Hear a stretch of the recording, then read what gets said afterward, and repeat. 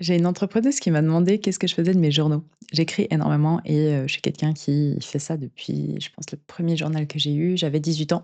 C'était mon petit journal de bord, il était violet, tout petit comme ça et c'était parce que j'étais partie en voyage et j'ai réalisé: «Ah bah tiens, c'est marrant mais je me rappelle plus de toutes les blagues qu'on se disait, pourquoi on rigolait, je me rappelle pas exactement, bah, les noms de tout le monde que je croise et cetera» et du coup, j'ai commencé à écrire, bah, en fait, les anecdotes de mon voyage, en Amérique du Sud. Quelque chose comme ça. Je pense le premier c'était en Australie, puis après du coup ça a continué sur tous mes voyages. Donc au début, j'écrivais pas pour mes pensées, j'écrivais pas forcément pour, le fait de marquer des gratitudes ou bien de voir comment j'évoluais, dans mon mental. J'écrivais vraiment pour me souvenir parce que vous allez peut-être le réaliser, mais je pense que tu ne pourrais pas me dire, ce que tu as mangé mercredi passé à midi. Et pourtant c'était il y a moins d'une semaine. Dans le sens que c'est des choses qu'on oublie vite et qu'on a tendance à prendre pour acquises et donc j'ai commencé à écrire comme ça, sans réaliser que c'était thérapeutique, sans aller plus loin, dans les recherches, en sciences ou peu importe, qui font qu'aujourd'hui, ben, je sais que c'est super important d'écrire. Je marque mes goals, je marque mes objectifs, je mets même, mes planifications de semaine, je prends le temps de les écrire à la main, je prends le temps d'écrire les choses qui me tracassent, je prends le temps d'écrire les choses que je pense, je prends le temps d'écrire aussi, ben, mes réalités d'aujourd'hui, dans le sens mes routines, mes journées, à quoi ça ressemble et cetera. Autant que ce que je désire et ce que, j'aimerais dans le futur.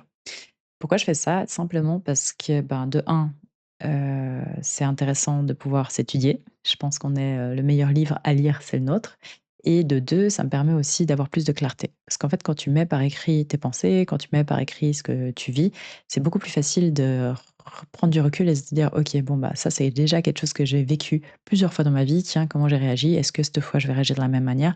Ou est-ce que cette fois, je devrais prendre, un différent pas ou une différente direction pour pouvoir changer ça?» Parce qu'on réalise pas à quel point, on a tous la capacité de changer de direction du jour au lendemain. On n'a juste pas la compétence de le faire du jour au lendemain. C'est-à-dire quoi? C'est-à-dire que tout le monde peut changer de direction, mais ça ne se fait pas du jour au lendemain. Et ça, il faut le comprendre que c'est dans nos petites habitudes et le fait de devenir de plus en plus conscient des choses et de mettre en pratique des nouveautés qui sont, bah, généralement plus alignées avec la personne qu'on veut être et qui nous inspirent, plus c'est simple. Mais non, je ne jette pas du coup mes cahiers et en fait ça l'a choquée parce que du coup, elle me disait: «Mais en fait moi s'il y a quelqu'un qui lit ça, ils me prennent pour une folle». Et c'est tes journaux, c'est toi qui vis ta vie, mais tu verras qu'avec le temps, plus tu vas prendre conscience, plus tu vas écrire les choses et plus tu vas être aligné et droit dans ta vie, moins en fait, quand tu regardes ton journal, ça va être un truc complètement décalé où tu te dis: «Oh là là, mais en fait, je suis totalement à la masse». Parce que ça aussi, les entrepreneurs, ils vivent beaucoup dans le futur, ce qui fait que c'est des visionnaires, ce qui fait qu'ils arrivent à créer des gros projets qui n'existaient ni d'Ève ni d'Adam et que maintenant dans le présent, c'est là. Mais en fait, ils sont tellement happés par le futur que généralement, ils ont de la peine à être dans le moment présent. Et du coup, l'écriture est un super bon exercice pour eux parce que justement, bah, en fait, ils sont obligés d'être là pour écrire. Dans le sens que tu vas te poser, tu vas prendre un stylo et tu vas écrire les choses qui viennent à l'esprit. Et plus tu vas faire ça, plus tu vas pouvoir en fait mettre des sections dans tes pensées aussi. Ouais, par exemple, j'ai un journal business, j'ai un journal idée, j'ai un journal planning et j'ai un journal, vie personnelle, gratitude. Et en fait, j'ai pas toujours le temps d'écrire, bien évidemment, mais j'ai l'habitude de me dire, ben, en tout cas, ça me fait plus de bien quand j'écris que quand je le fais pas. Du coup, je vais tenter en tout cas de garder cette habitude le plus possible. Donc même quand je pars en voyage ou que je suis en business, quoi, je suis à l'autre bout de la planète pour du business ou n'importe, bah, en fait, je vais toujours avoir mon carnet avec moi et ben, quand, je suis dans l'avion ou quand je suis dans le train, bah, en fait, je vais prendre le temps d'écrire deux trois trucs sur ces moments présents. Je vais toujours marquer la date, toujours marquer le lieu où je suis et comment ça où je suis parce que, bah, du coup, quand je vais retomber dessus, bah, j'aimerais savoir, OK, bah, là, j'étais en train de me diriger vers ça. Ah, bah, tiens, là, j'allais voir, je sais pas, qui, à Paris et cetera. Donc ce genre de choses, pourquoi c'est important? Ben, simplement parce que c'est ton carnet de bord. Ce qui se passe dans ta tête, c'est toujours les mêmes pensées qui reviennent encore et encore à peu près à 80 chaque jour. Donc si toi, tu n'analyses pas ce qui se passe et que tu ne fais pas des petits changements, je ne dis pas des changements drastiques, mais de te dire, bah, en fait, OK, plutôt cette saison-là, c'est assez normal que du coup je me sente down. En tout cas, c'est ce que je remarque dans mes propres cahiers. Du coup, qu'est-ce que je pourrais faire pour changer ça? Par exemple, moi, je sais que l'hiver en Suisse, j'ai vraiment de la peine parce que je déteste me lever dans le noir et me recoucher dans le noir. Sauf que, j'ai changé de vie. Aujourd'hui, je suis entrepreneuse, je suis à mon compte et je n'ai plus d'obligation de me lever à 7 heures du matin pour aller entre guillemets «à l'usine».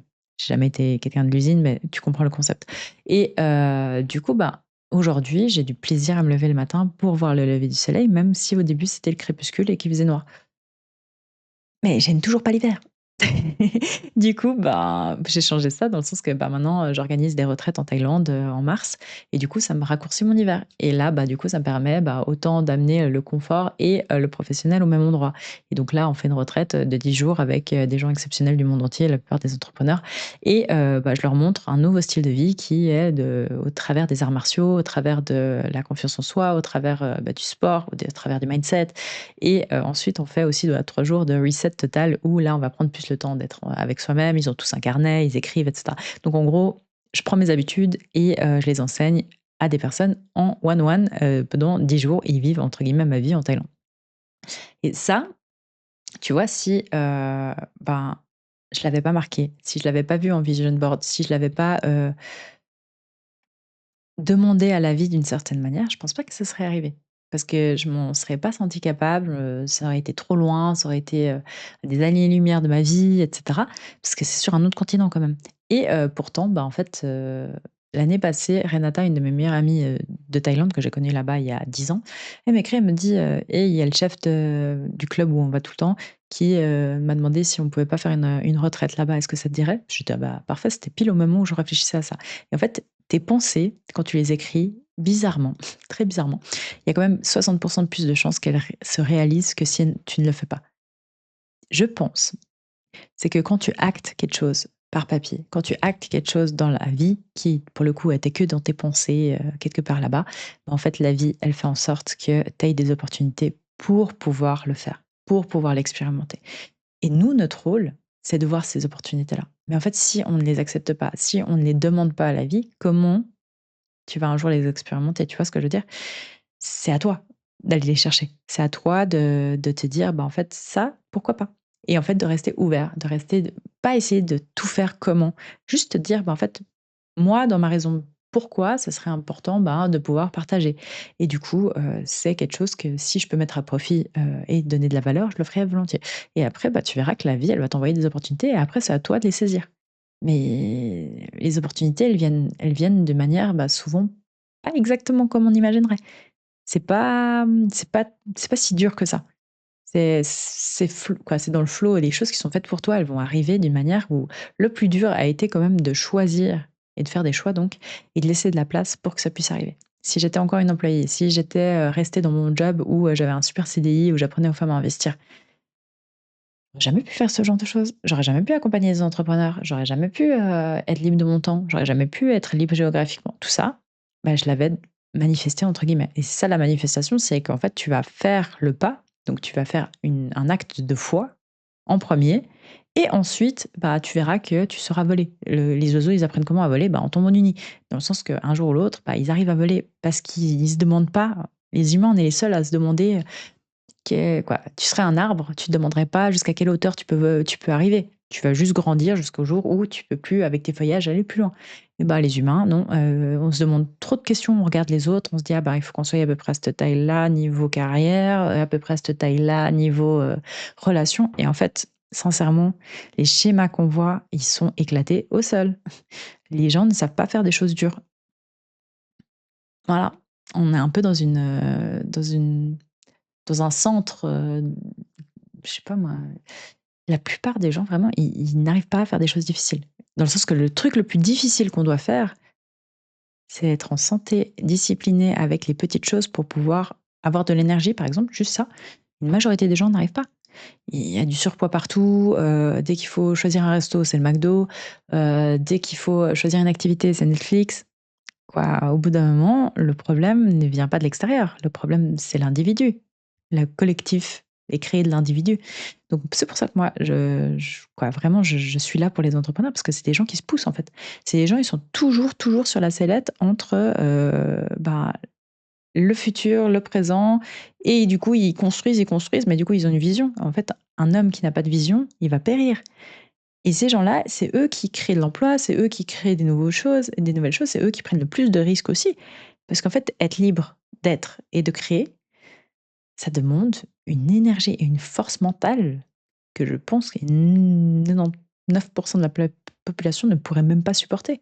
Ça te demande une discipline à toute épreuve, ça demande, une foi, en fait, en ton projet, en toi, en tout et ça, bah, en fait, les entrepreneurs, pour moi, ils devraient vraiment marquer leur ils devraient vraiment journaliser, ne serait-ce que pour, un jour ou l'autre, peut-être écrire un livre. Pourquoi pas?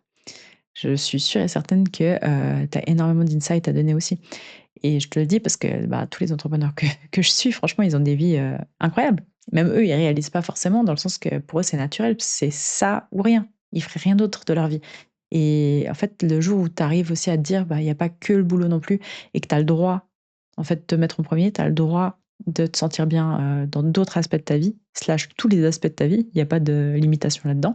Il y a juste une bonne organisation et une volonté de le faire et bah, tu as tout gagné. Et pour moi, ça, c'est des choses qui s'apprennent aussi et tant mieux, en fait. C'est tout bonheur pour tout le monde, dans le sens que tu es pas obligé de réussir que dans un aspect. Mais ça, c'est à toi de le choisir. Et aujourd'hui, bah, ce que je t'invite à faire, c'est de prendre un journal et de te le dire, de t'écrire ta vie qui t'inspire toi et comment, bah, toi, tu te sens là-dedans et qu'est-ce que tu fais de tes journées, en fait? Et avec qui tu et passer un maximum de ton temps à chercher à faire ça. Voilà pour tout pour aujourd'hui et je te dis à tout bientôt. Abonne-toi.